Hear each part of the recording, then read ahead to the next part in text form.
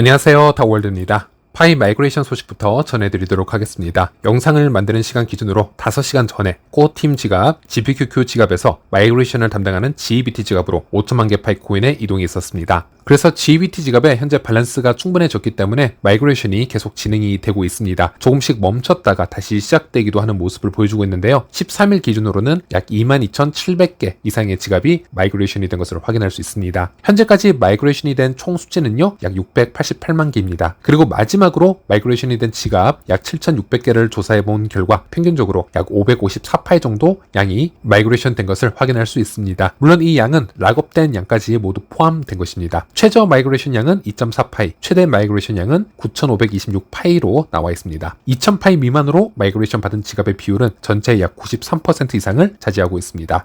그리고 파이코어팀 X 공식 계정을 통해서 파이 브라우저에 있는 이 파이 프로파일 관련 영상이 공유가 되었습니다. 실제로 이 영상은요, 3개월 전에 이미 나왔던 영상이고요. 그것을 다시 리마인딩 시키는 것이기 때문에 1분짜리 영상이긴 한데요. 따로 다 보여드리지는 않겠습니다. 요약 설명을 해드리자면 파이 브라우저 우측 하단에 프로파일로 가셔서 본인 프로파일 이미지를 업로드를 하실 수가 있고요. 또 파이 계정 아이디를 통해서 서로 친구 신청을 할 수가 있습니다. 또 본인의 파이어사이드 포럼 컨텐츠가 기본적으로 디스플레이가 되어 있기 때문에 이것으로 서로 파이어 토큰을 사용을 해서 지원이나 팁을 줄 수 있는 그런 설명 영상이라고 보시면 되겠습니다.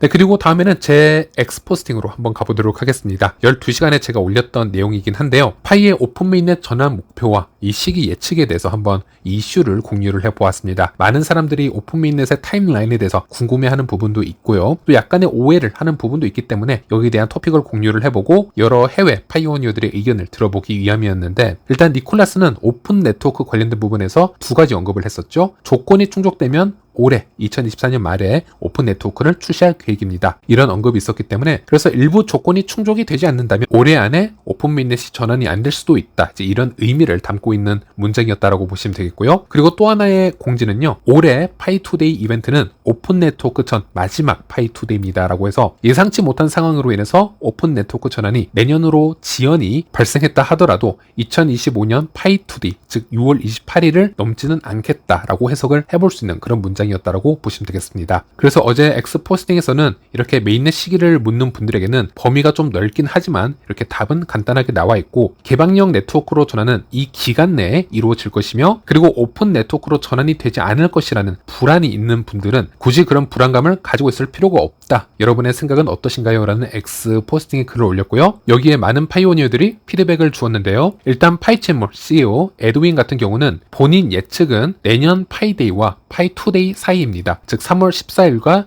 6월 28일 사이로 예측을 하고 있고요. 그것은 우리가 가진 통계와 니콜라스의 힌트에 따르면 그렇다. 그리고 이는 웹 3.0 역사상 가장 큰 메인넷 출시 중 하나가 될 것이다. 이렇게 피드백을 주었습니다. 그리고 실제 그 시기가 되면 마이그레이션의 수치도 1000만에 이를 수 있을 것이다 라는 추가적인 의견을 내놓기도 했는데요. 에드윈이 따로 어떤 힌트성 언급을 받았는지 아니면 어떤 통계가 있는지 개인적으로 따로 물어보지는 않았습니다. 일단은 그게 개인적 의견 중 하나라고 생각을 해두시면 될 것 같고요. 또 워크포스프 개발자 같은 경우에는 본인은 항상 사람들에게 오픈 메인넷 전환에 관련해서 8개월 정도 남았다 해도 무방하다, 이렇게 말하고 있었다라고 합니다. 즉 코어팀이 내부적으로 완성이 되었거나 어느 정도 조건이 충족이 되면은 빨리 열리는 거겠지만, 파이 코어팀이 파이투데이까지라는 데드라인을 언급을 했으니 내년 6월 28일까지는 열리게 될 것이다, 이렇게 생각하는 것이 속 편하다, 무방하다, 이런 뉘앙스라고 보시면 되겠고요. 그리고 인도의 파이 인플루언서 자틴 굽타의 경우에는 예상을 상당히 많이 하는 인플루언서 중에 한 명이고, 특히 그 예측이 들어맞는 경우가 상당히 많습니다. 이번에도 들어맞을지는 한번 지켜봐야겠지만요. 코어팀의 공지나 니콜라스에 따르면 이 가능 기간은 2024년 말부터 2025년 6월 28일 사이이기 때문에 아마도 내년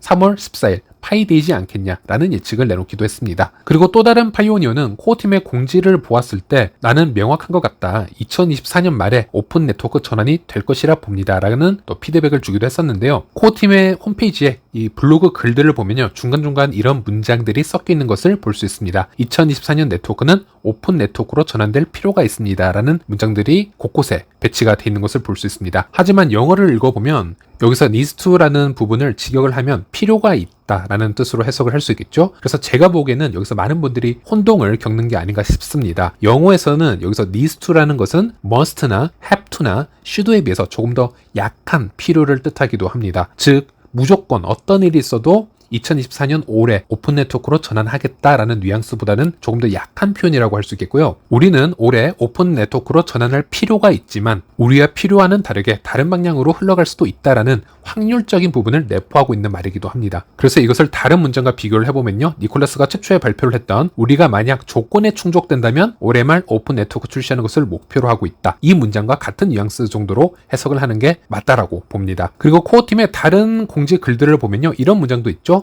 2024년은 우리의 오픈 네트워크 전환의 목표이다. 즉 여기도 목표, 골이라는 단어를 사용을 했기 때문에 100% 확신의 뜻이 아닌 확률적 단어의 선택을 했습니다. 예를 들어 대한민국이 월드컵 우승을 위해서 대회에 참여를 한다라고 했을 때 우승 목표를 우리가 영어로 말할 때 목표, 골이라는 단어를 선택하게 되는데 즉 대한민국은 100% 우승을 한다라고 해석을 하면 안 되겠죠? 현재 대한민국의 팀의 분위기나 성적이나 이런 전체적인 것을 보았을 때 확률적으로 우승 분위기가 분명 존재하지만 결국 해봐야 안다라는 것, 예선 탈락도 할 수 있다라는 것, 이런 확률성을 내재하고 있는 단어라고 보시면 되겠습니다. 그래서 저도 이런 설명과 토론을 해보면서 니콜라스의 스피치나 어떤 공지글이 마치 제롬 파월 의장의 연설 단어를 하나하나 해석하듯이 이렇게까지 분석할 필요가 있을까, 참 이렇게까지 토론을 해야 되나 싶은 부분도 없지 않아 있지만 결국 이런 파이코어 팀의 애매한 공지글이나 스피치로 인해서 많은 커뮤니티 인원이 각기 다른 의견을 내놓기도 하고요. 때로는 오해 소지를 내놓기도 합니다. 예를 들어 파이코어 팀은 2024년 100% 오픈 메인넷으로 간다라고 공지를 했기 때문에 이 기간을 넘어서는 안 된다라고 잘못 해석한 분들도 있기 때문에 좀 더 정확한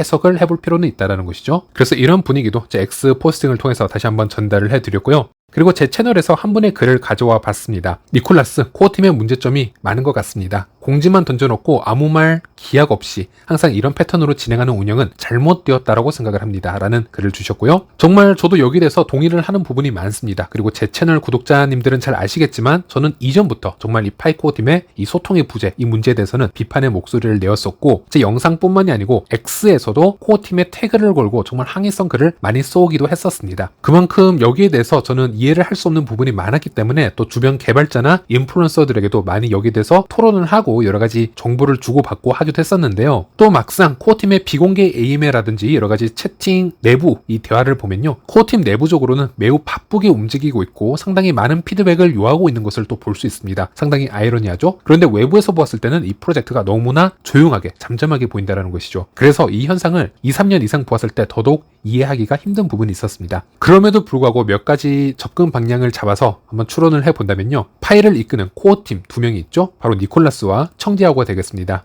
블록체인 관련 기술적인 부분은 니콜라스가 주도를 하고 있다고 보시면 됩니다. 그래서 비공개 AMA나 파이챗, 개발자 채팅방에서도 기술적인 부분은 니콜라스가 주로 주도해 나가는 형식이라고 보시면 되겠고요. 그리고 좀 더 큰 틀에서 이 파이 프로젝트를 설명할 때는 청디아오가 스토리를 진행시켜 나갑니다. 청디아오는 스탠포드 인류학 박사이죠. 보통 암호화폐 프로젝트라는 것은 기술 쪽에 더 깊게 관련된 공학 박사나 천재들이 이끌어가는 반면에 파이는 인문학적 부분에 더 전문화되어 있는 청디아오 역량에 의해서 전체적인 틀이 유지가 되고 발전되어 나가는 것을 확인할 수 있습니다. 그래서 암호화폐 시장에서 5년 이상 여러 프로젝트를 많이 봐왔던 우리로서는 이 파이 프로젝트를 보았을 때 뭔가 좀 다를 수 있다. 시스템이 왜 이렇게 흘러가지? 라는 느낌을 받을 수도 있다라는 얘기가 되겠죠. 그래서 작년 같은 경우는 이런 이슈에 대해서 끊임없이 질문을 가져보고 여러 사람들과 의견을 나누었던 그런 시절이 있었는데요. 멜딘이라는 인플루언서와 얘기를 나눈 적이 있었습니다. 참고로 이 멜딘은 GOTM이라는 전 메가모드와 매우 친한 사이라고 보시면 되겠고요. 또 GOTM이라는 전 메가모드는 코어팀 내부 인원들과도 매우 친했던 사이로 유명합니다. 그래서 의외로 많은 흥미로운 이야기들을 들을 기회가 있었습니다. 일단 이 코어팀이 커뮤니티와 소통을 잘 하지 않는다는 점에서는 GOTM 측에서는 이런 의견이 있었습니다. 물론 이런 얘기는 건너 온 얘기이기 때문에 그냥 카더라 정도로만 받아들이시면 될 것 같고요. 코어팀이 고집스러운 소통 방식을 이해할 수 있는 몇 가지 측면이 존재하는데요. 커뮤니티가 매일 파이에 대해서 논의하길 원한다라는 점입니다. 어떤 것에 대해서 정보가 많지 않으면 사람들이 그것에 대해 더 많이 이야기를 하게 됩니다. 그러면 여러 가지 이론들이 생겨나게 되고 그 이론이 음모론으로 발전하면서 더 많은 사람들이 끌어들여지고 모두가 자신의 의견을 말하고 싶어 하게 됩니다. 결국 대중적인 논의가 일어나는 것이죠. 예를 들어 종교나 일상생활, 다른 암호화폐들을 한번 봐보세요. 비트코인의 사토시를 예로 들어도 되고요. 애니메이션, 원피스를 예로 들어도 괜찮습니다. 수십 년 동안 사람들이 매일매일 논의를 해왔습니다. 시간이 지나면서 사람들은 그 주제에 감정적으로 연결되기 시작하고요. 우리 지금 둘만 보더라도 매일 똑같은 쓸데없는 이야기를 계속하면서 지치지 않고 여기에 대해서 토론을 하고 있지 않냐, 이런 얘기를 저에게 하였습니다. 그래서 코어팀 같은 경우는 소통을 최소화하고 커뮤니티에서 반응이나 행동을 관찰을 함으로써 커뮤니티의 자연스러운 성장 방향을 찾으려는 의도를 둔 게 아닌가, 이렇게도 파악을 해볼 수 있겠고, 그래서 정말 많은 미디어, 많은 전문인들이 이 파일을 두고 거대한 사회적 실험이라고 표현을 하는 이유도 이런 미스테리한 부분이 있어서인 것 같습니다. 또 보시면 아이러니하게도 파일은 현재 시스템적으로는 매우 중앙화가 되어 있습니다. 그런데 좀 더 내부를 직접적으로 관찰해 보시면요, 파일 커뮤니티는요, 과도하게 코어팀의 소통과 외부의 영향을 받지 않고 커뮤니티가 자발적으로 프로젝트의 방향을 이끌어가도록 유도가 되고 있는 현상을 확인할 수가 있습니다. 그래서 참 아이러니하다라는 것인데요. 폐쇄형 메인넷 기간 동안 일어나고 있는 이 커뮤니티의 성장 방식은 탈중앙화, 다오 철학과도 맞닿아 있는 부분이기도 합니다. 즉 파이는 중앙화를 시켜서 외부로부터의 방어막을 구축을 해주고요. 커뮤니티가 미래에 탈중앙화가 되었을 때 성숙한 다오 조직으로 성장할 수 있도록 좀 강력한 트레이닝을 시키는 단계라고도 해석이 가능한 것이죠. 그리고 이 현상이 예전에 존재하지 않았던 개발 방식이기 때문에 사회적 실험이니 또 스캠이니 중앙화가 너무 심하다느니 이런 말들이 당연히 나올 수 있는 것이라고 생각을 합니다. 자, 예를 들어 파이페스트를 보면요, 수많은 파이 판매 상점들이 글로벌하게 등록이 되었습니다. 그런데 여기서도 코어팀의 역할은 최소화가 되어 있습니다. 맵 오브 파이 앱을 보시면 아시겠지만 만약 코어팀이 직접 개발을 했다면 더 세련되고 아름다운 앱이 나왔을 수도 있습니다. 하지만 파이 해커톤에서 수상한 커뮤니티 개발자의 앱을 굳이 채택하려는 의도를 우리는 살펴볼 수 있어야겠습니다. 또한 파이 결제를 비즈니스에 통합하고 등록하며 광고하는 그 모든 일련의 과정들을 보면요, 코어팀이 컨트롤 타워가 되어서 어떤 지시를 하고 파트너십을 더 많이 만들기 위해서 주도했다라기보다는 파이 커뮤니티가 자발적으로 나서서 동기부여를 만들며 성장하기를 응원했었습니다. 코어팀이 중앙화라는 장치로 강한 외부벽을 쌓아 놓았지만 이 폐쇄형 메인넷 기간 내부를 보면요, 코어팀은 살짝 빠져있고 커뮤니티끼리 주로 대화를 하고 파이에 대한 가치를 만들어내고 점진적으로 어떤 결과물을 만들어낼 수 있도록 한다라는 것인데요. 느낌이 살짝 오지 않습니까? 만약에 기술적인 탈중앙화가 미리 이루어져 있다 하더라도요, 미성숙한 커뮤니티를 가진 상황에서는 탈중앙화만 외치게 되더라도요, 현재 시장을 보면 알 수 있듯이 거래소의 도덕성장, 자율성장이 될 것이고 투기적인 관점으로 빠져들게 되는 프로젝트들이 99.99%가 될 것입니다. 어설픈 탈중앙화는 미성숙한 커뮤니티가 성장할 수 있는 단계와 시간을 주지 않게 되고요, 투기적인 생태계로 변질될 수 있다는 것입니다. 코어팀에서는 차라리 중앙화된 시스템을 먼저 만들어 놓고 보호막을 설치를 해놓고 커뮤니티에게 자율권을 주는 것이 더 나은 접근이라고 판단을 했겠죠. 여기서 말하는 보호막은 거래소의 위협에서 벗어나기 위한 장치가 첫 번째일 것입니다. 그 안에서 커뮤니티에게 자율권과 의사결정권을 최대한 부여해서 우리가 코어팀의 일방적인 지시를 기다리고만 있는 것이 아니고요, 스스로 어떤 가치를 창출할 수 있도록 어떤 실험적 단계를 거치고 있다, 이렇게 해석을 해볼 수 있겠고, 그래서 조금 더 긍정적으로 한번 마무리를 해보자면요, 이런 기간을 거치고 나서 커뮤니티의 자율성과 성숙도를 키운 후에 오픈 메인넷으로 나가는 방향으로 진행하려는 의도가 있을 것이고, 이렇게 기술적으로 중앙화가 되어 있는 한계를 탈중앙화로 기술적으로 전환하는 게 훨씬 더 쉽다라는 판단을 한 것 같습니다. 즉 기술의 전환보다 실제 인간들이 모여있는 커뮤니티를 성숙하게 만드는 게 훨씬 더 어렵다라는 전제를 인류학 박사인 청디아오가 한 것이 아닌가, 이렇게 접근을 해보면 어느 정도는 이 미스테리와 같은 이 프로젝트를 조금이나마 더 이해를 할 수 있을 것 같습니다. 물론 이것도 제 개인적인 추측일 뿐입니다. 다른 질문을 한번 보도록 하겠습니다. 반복적인 질문 죄송한데요, 니콜라스도 직접 아무도 비스탁형 지갑에 손댈 수 없다라고 했는데 현금 매집을 통해서 동결된 지갑은 결국 오픈 메인넷 이후에 다시 풀리는 거 아닌가요? 궁금합니다. 라는 질문을 주셨고요. 일단 파이는 중앙화가 되어 있는 만큼 규정에 위반된 경우에는 지갑 접근 자체를 막아버리는 상황이 발생할 수 있습니다. 현재 우리가 파이 코인을 사용하려면 유일한 방법이 파이 브라우저에 접속을 해서 파이 지갑으로 접속을 해야 되는데 그 경로를 차단을 해버릴 수 있다는 것이죠. 그런데 말씀하신 것처럼 오픈 메인넷이 되면요, 탈중앙화가 되어 있다면 굳이 파이 브라우저를 통한 파이 지갑 접근이 아니더라도 서드 파티 지갑 앱을 통해서 해당 동결된 코인을 다시 이동시킬 수 있을 그런 확률이 있습니다. 그것은 이론적으로 맞는데 중요한 건 우리가 예상하는 그 탈중앙형 오픈 메인넷 기간이 언제 어떻게 일어날지는 아직 모른다라는 점이고, 그 점진적 오픈 메인넷이 와버린다라든지 이렇게 돼버리면 또 장담을 할 수 없는 부분이 되겠죠. 그리고 오픈 메인넷이 와도 파이 계정이 동결이 되어 버린다면 파이 계정이 존재했었기 때문에 때문에 받을 수 있었던 혜택을 모두 잃게 되는 단점도 존재합니다. 기본적으로 2차 마이그레이션이 더 이상 진행이 안 될 것이고요. 또 이 부분도 좀 더 생각을 해봐야겠지만 1차 마이그레이션 같은 경우에는 오프체인 락업으로 되어 있습니다. 온체인 락업이 아니기 때문에 그것도 언락이 풀렸을 경우에는 어떻게 우리가 받을 수 있을지는 미지수라고 생각을 하셔야 됩니다. 그리고 파이 앱 사용이 불가해지고 파이 브라우저에 관련된 모든 혜택이 막힐 수가 있습니다. 그래서 동결이 되어서 나중에 어떻게 되든 파이 코인을 살린다 하더라도 파이 생태계 자체를 가치 있는 것으로 여기는 사람들이라면 그 혜택을 누릴 수 없는 부분이 가장 큰 단점이라고 보시면 되겠습니다. 그리고 이 동결 관련해서는 일본의 모도이기도 한 이 개발자가 기존에는 코어팀과 많은 이 동결 자료 아니면은 이 신고 자료를 많이 주고 받았었습니다. 마지막으로 동결 관련 질문을 했을 때 코어팀이 지속적으로 지갑에 동결을 하고 있는지 제가 문의를 해보았고요. 이 개발자는 몇몇은 동결이 된 것 같지만 아직 확실히는 모르겠다. 확인 불가이다. 이런 얘기를 했습니다. 사실 코어팀은 동결을 하더라도 그 동결 사실을 따로 발표한다거나 공지를 하지는 않습니다. 그렇기 때문에 일단은 규정에 어긋나는 거래는 여전히 조심하실 필요가 있겠습니다. 네, 그리고 현재 구글 트렌드를 보면요. 파이의 관심도가 점점 상승하는 것을 볼 수 있습니다. 2022년도 연말이나 2023년도 파이데이 수준으로 조금씩 가까워지고 있는 것을 볼 수 있는데요. 상당히 긍정적인 모습이라고 볼 수 있겠습니다. 그리고 파이 IOU 토큰을 현재 보면요. 이것은 시세라기보다는 파이 내부적으로 어떤 이벤트가 일어날 때 상승 모습을 보여주거나 암호화폐 시장에 의해서 조금씩 영향을 받는 그런 지표 정도라고 보시면 되겠는데 현재는 약 53달러 선에서 횡보 중이다라고 보시면 되겠습니다.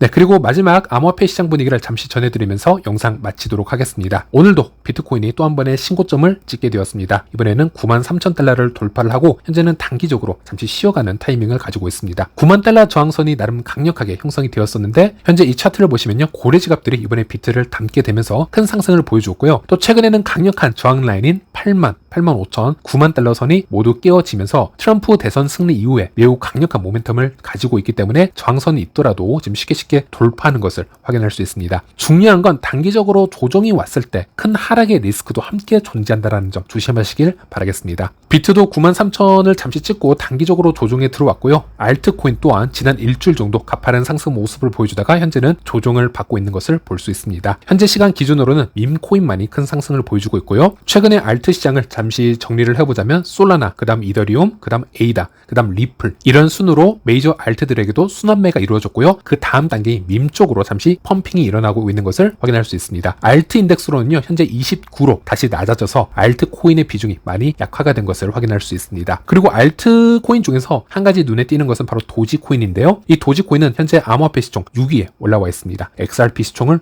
넘어섰는데요. 이후로는 미 대선에서 트럼프가 승리를 하였죠. 그리고 그 트럼프를 지원했던 인물 중 한 명이 바로 일론 머스크였습니다. 일론 머스크 코인이 바로 도지 코인이기 때문에 크게 상승 모멘텀을 받고 있는 것인데 특히 트럼프는 당선 이후로 머스크의 정부 효율위원회 위원장 자리를 제안을 하였고요. 머스크는 국가에 헌신하고 싶다며 이를 수락을 했습니다. 그런데 여기서 재밌는 것은 재밌게도 이 부서의 이름이요. Department of Government Efficiency라고 해서 정부 효율부라고 보시면 되겠는데요. 여기에 수장이 되었죠. 그런데 이 부서의 이름을 줄이게 되면 바로 도지가 됩니다. DOG가 되는데요. 우연이라고 하기엔 참 잘 들어맞는 부분이 있습니다. 실제 일론도 이런 부분을 직접 X 포스팅에 올려서 도지라는 태그를 좀 달고 있고요. 또 그런 상태이기 때문에 한동안 이 도지와 일론 머스크와의 관계성은 지속이 되지 않을까 이런 부분도 예상을 해볼 수 있겠습니다. 네, 이번 영상은 여기까지입니다. 시청해주셔서 감사합니다.